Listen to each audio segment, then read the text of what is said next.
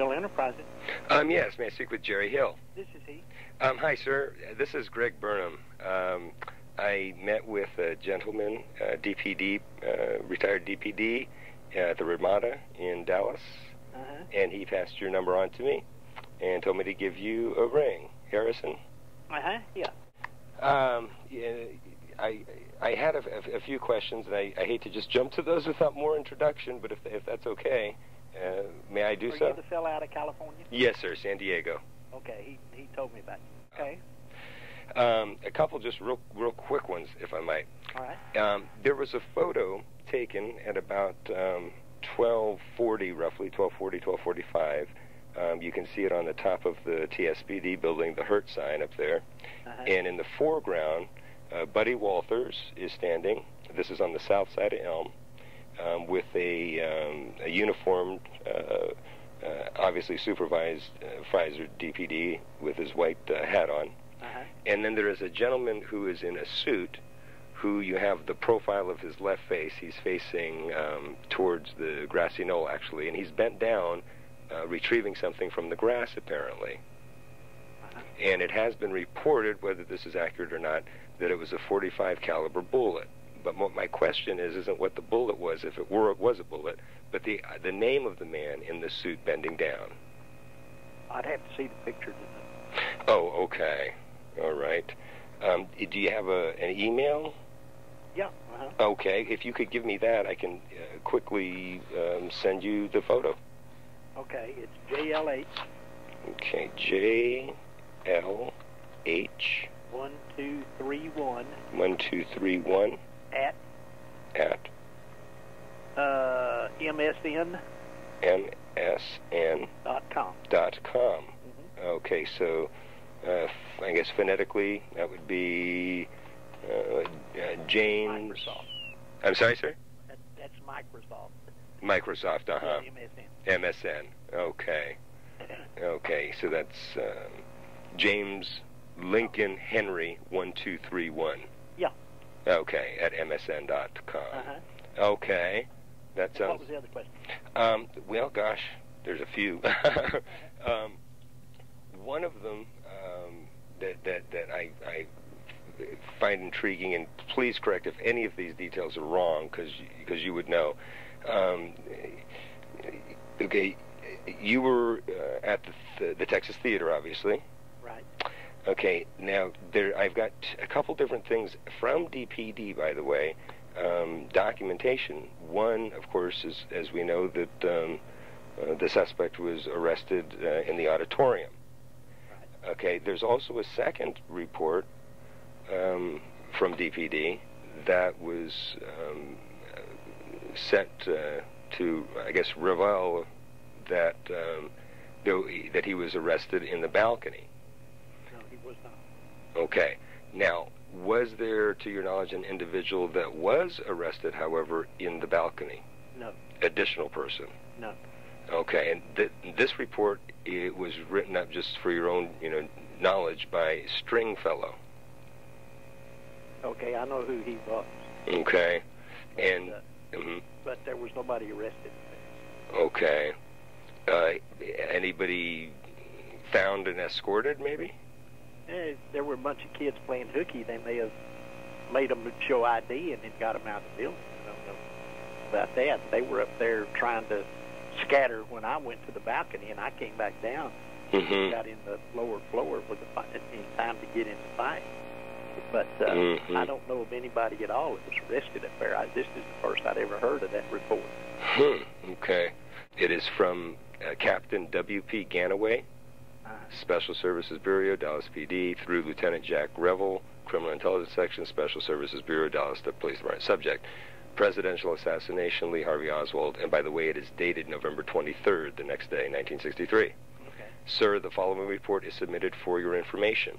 On November 22nd, 1963, Lee Harvey Oswald was arrested in the balcony of the Texas Theater at 231 West Jefferson Boulevard and was charged with the murder of President John F. Kennedy and the murder of Officer J.D. Tippit. Respectfully submitted, L.D. Stringfellow, Detective Criminal Intelligence Section. He said the location. Texas Theater, but not in the balcony. Right, okay. Okay. Okay.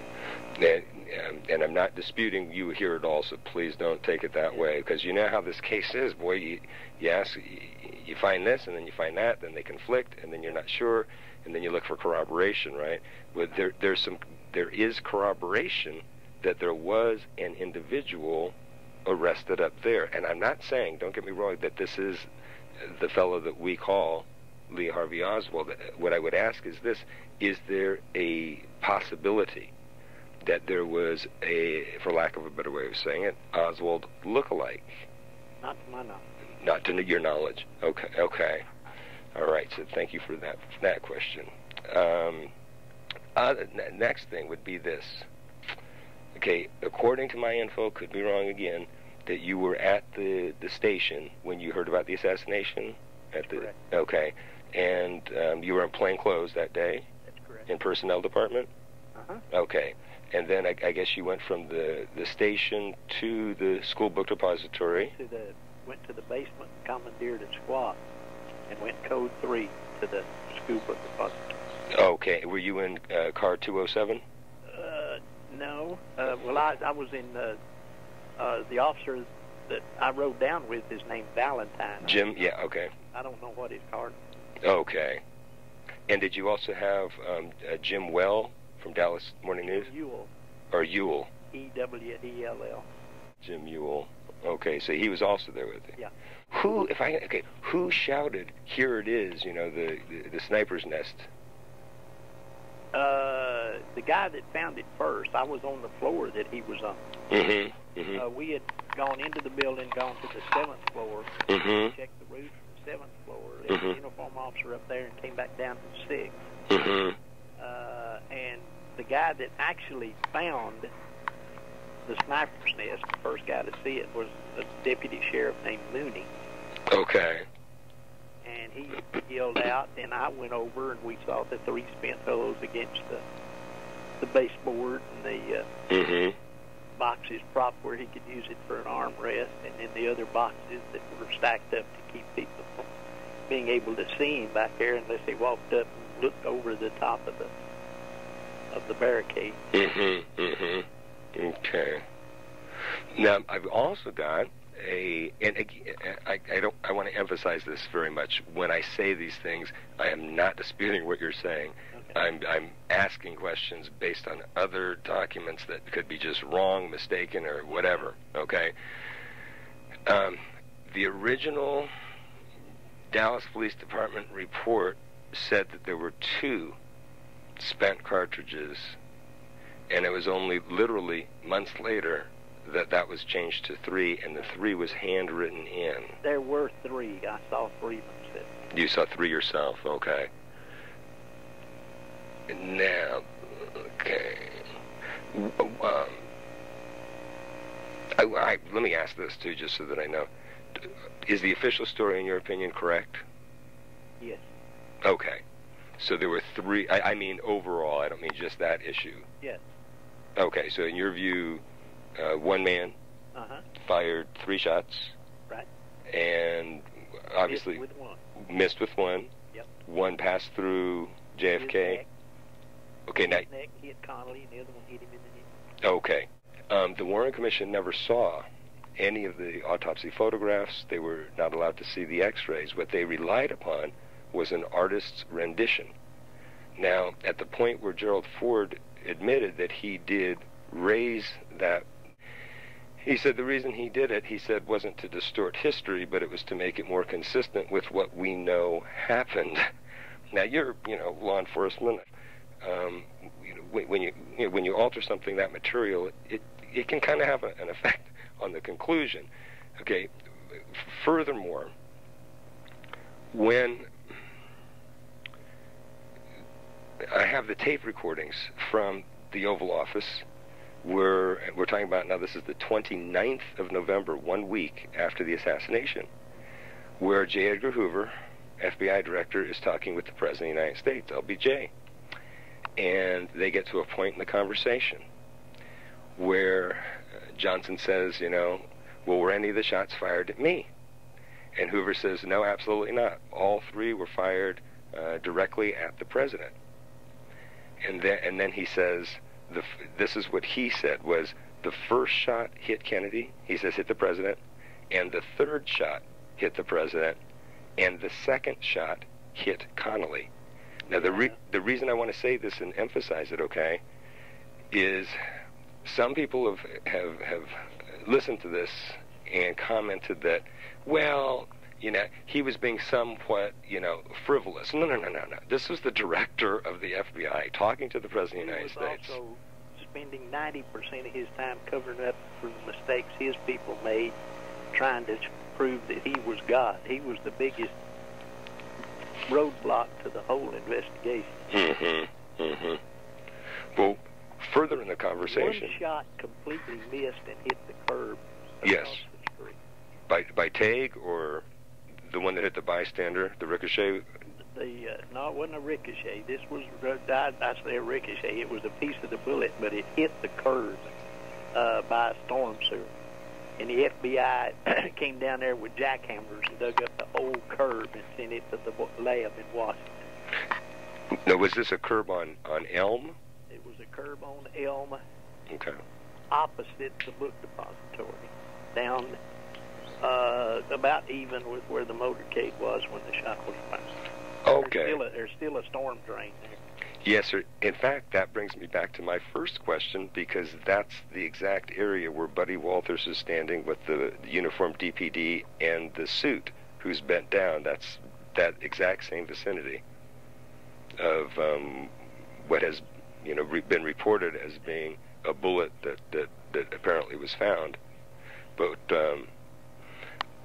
now if that's the case, okay, we know that one bullet hit Kennedy in the back or the neck or whatever, passed through and did everything to Connolly. So there's one bullet. Right. We know one bullet blew Kennedy's brains out, so there's two.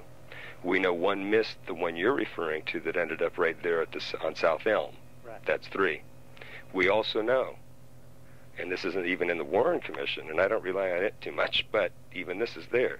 James Tague, an innocent bystander, standing down by the triple underpass near Maine, was hit by a fragment of concrete from a bullet strike that hit there, and it ricocheted off and hit him and cut him in the face. And he was interviewed immediately thereafter. That would be 4 bullets. Or the ricochet from the deal that where the one hit the curb, that could have traveled far enough to get up to Roscoe if he was reasonably close to the triple underpass. The only problem is that it ended up here. I can read it to you right here. Walters was the first law enforcement official to speak to James Tague, who was cut by a flying object during the assassination. Walters searched the area near the mouth of the triple underpass where Tague had been standing and found a bullet mark on the top edge of the curb on Main Street near the underpass, and that is a direct quote. Walters appears in photographs taken also on the south side of Elm, across the street from the Pergola, exactly 10 minutes after the shooting. So that's a little confusing there. Well, this is the first I've heard about. Yeah. About the shot being hit on the curb on Main Street. Yeah. So, yeah. I'd take that with a grain of salt, as far as I'm concerned. Right. Okay. Yeah, but I've got your email, so what I can do, if you'd like, I can even send you photographs, of the man Tague right after this occurred, but also the one, especially of the name of the guy bending down in the. It's kind of interesting in the Hoover conversation with LBJ. LBJ, says, well, how is it that Connolly got hit? And Hoover says, well, it was after the first shot, he turned to look at the president. And I think in that turning is how he got hit. And then LBJ goes, okay, so that was the second shot or something like that. And then Hoover interrupts and he says, no. He says the president was hit by the first and the third. The second one hit Connolly. And then Johnson says, that's what I said. He goes, then he goes, you're going to love this. He goes to Hoover, he goes, so if, and I quote, so if Connolly hadn't been in the way, all 3 shots would have hit the president. And Hoover says, most definitely, all 3 would have hit the president. Now, Connolly was never in a position to have blocked a shot aimed for, No. you know. And this was hours before the FBI gave the report to Johnson and he announced the Warren Commission. And then the last day of the Warren Commission, 9 months later, roughly 10 months later, I have the recording where LBJ is talking to Senator Richard Russell. Well, Richard Russell was the chairman of the Armed Services Committee, and he was on the Warren Commission. They had just got done with the report, right? During that conversation, Russell's really been out of shape, you know. Johnson says, why the hell did you leave town so soon, Dick? And he goes, that damn Warren Commission just beat me down so I couldn't ask my own questions. He goes, I don't like dealing with staff members, and I just got out of there. I couldn't even stop and get my medicine for my emphysema, right? And Johnson says, well, why are you in such a hurry?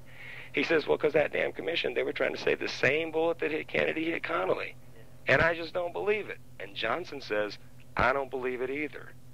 Now, the reason I'm bringing this up is the final day of the FBI investigation, when the report's turned over, he tells Johnson specifically that the second shot would have hit Kennedy if Connolly hadn't been in the way. And on the last day of the Warren Commission, after it's all over, the president's talking to one of the members of the Warren Commission who says to him, I don't believe that the same bullet that hit Kennedy hit Connolly, and Johnson agrees with him. And yet we came out for 37 years with this. So that's the reason I'm investigating. And I'm not trying to, poo-poo on everything. I'm just trying to understand this history. It's the most odd thing I've ever seen in my life. Kind of troublesome, I guess. I mean, what do you think? Do you think it's just a bunch of... I mean, you guys were not stupid people down there. Like I say, I think J. Edgar Hoover was covering his own butt. Mm-hmm. And Lyndon Johnson was so afraid that he was the target, he was trying to hurry everybody out of town. Oh, yeah. And dang shame he wasn't a target. Ooh. Because he was an obnoxious, sorry, no-good politician. No. I've heard similar... Hated Texas. Really? Yes. His home state? Yes. Wow. Everybody knew he was a liar and had stolen an election, and so nobody had any faith in him. He was elected a senator by a box that came in a week after all of the other boxes in Texas from Duval County, and he won the election by something like 79 votes. And the last 200 registered voters in that box had all been in the cemetery these 10 years. I'll read up on his history. He's as sorry as they come. Wow. That is, that's kind of funny. He came out of Duval County. Mm-hmm. It's kind of funny because... Like the Dallas News, since all this crap down in Miami has run that story in the last couple of 3 weeks. I find that interesting because a nickname, a derogatory nickname. Yeah, landslide. That's right. That JFK used to call him landslide. That's where he got it. That's where he got it.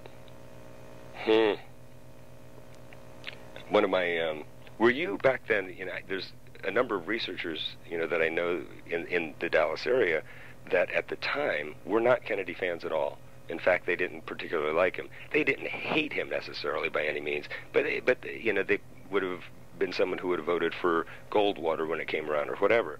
But after this occurred, and they looked farther into it, they now are much, they are much more appreciative of him. I was wondering, when back in '63 in that time, were you more kind of neutral or didn't really care for him, or because that some people were Democrats and they would just vote Democrat, some weren't. They would vote the way that they felt. What was the mood in Dallas? Let's put it this way: I didn't vote. Okay, yeah. Didn't. I wasn't a Republican. I wasn't a Democrat. Yeah. I was an independent. I voted each race for the guy I thought was the qualified. Voted your conscience. Right. That's right. Still do. Yeah, that's the only way to go. It's the only way to go. No, he was humorous. No doubt about that. He had a good mind. I had a good head on his shoulder. Yeah. Everybody makes mistakes, and he made some. Oh, yeah. Definitely did. Of course, he may not have, deserved to be judged, convicted, and executed by firing squad. I'd agree to that. Yeah. We go to the polls, to vote. Yeah. the way we do it here